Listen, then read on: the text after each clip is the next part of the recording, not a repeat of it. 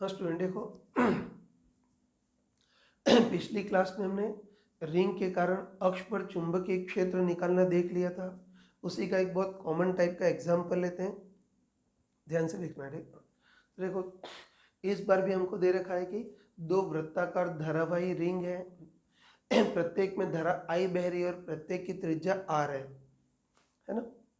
अब हमको पूछा है कि इस रिंग के की केंद्र से x इक्वल √3r दूरी पर और इस रिंग के भी केंद्र से x इक्वल √3r दूरी पर ये जो बिंदु है, इस बिंदु पर परिणामी चुंबकीय क्षेत्र कितना होगा वो देखना है। तो आराम से बताओ कि इस बिंदु पर चुंबकीय क्षेत्र प्रत्येक रिंग के कारण होगा, तो प्रत्येक रिंग के कारण यह चुंबकीय क्षेत्र निकाल लेंगे और दोनों का परिणामी निकाल लेंगे।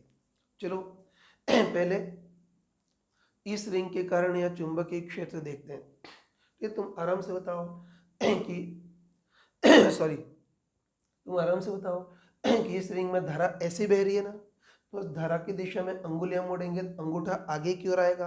या तुम कह सकते हैं कि इस रिंग में धारा ऐसी बह रही है तो अंगूठा आगे की ओर है, मतलब इस रिंग के कारण यह चुंबकीय क्षेत्र अक्षीय रूप से आगे की ओर होगा और इसका मान कितना होगा, μ0I r² + x² ये फॉर्मूला हमको याद रखना था। ठीक, चलो इस बार ये जो बिंदु है उसकी केंद्र से अक्षीय दूरी √3r है, तो यहाँ x की जगह हम क्या लिख देंगे, √3r का स्क्वायर ये लिख देंगे। सॉल्व करते हैं तो बताओ इस रिंग के कारण यह चुंबकीय क्षेत्र कितना होगा, μ0I r² अपन इधर 2, इधर r² है प्लस x की जगह √3r का स्क्वायर करोगे तो r² + 3r² 4r², ठीक है ना।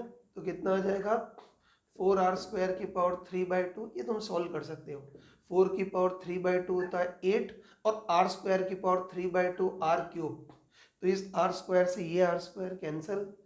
तो हम बोल सकते हैं कि इस रिंग के कारण इस अक्षीय बिंदु पर चुंबकीय क्षेत्र कितना आएगा, μ0I/2 × 8 16r। तो इस रिंग के कारण अक्षीय बिंदु पर चुंबकीय क्षेत्र इतना होगा।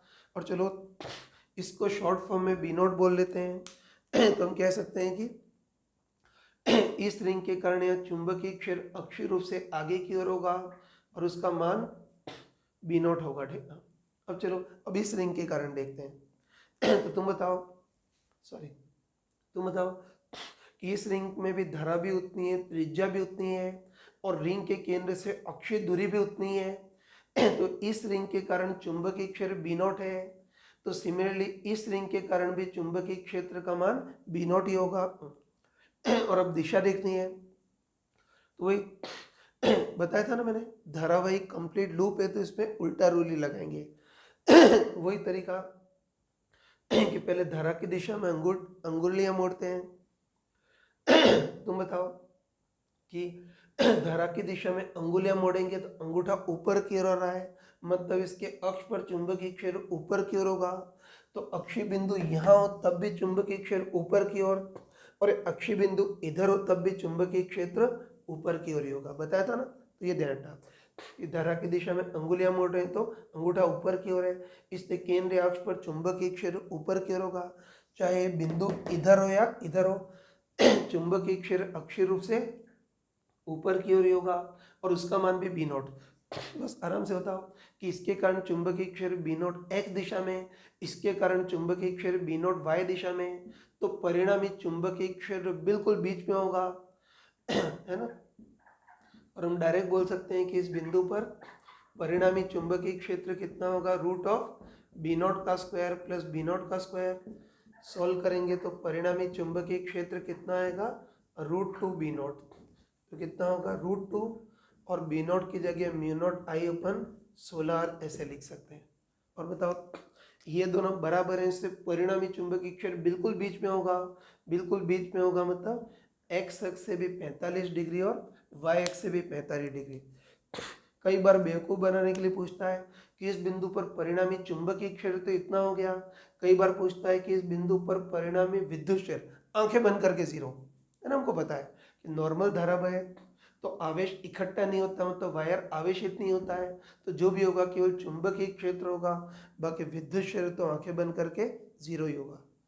तो इस टाइप के क्वेश्चन तुम कर सकते हो।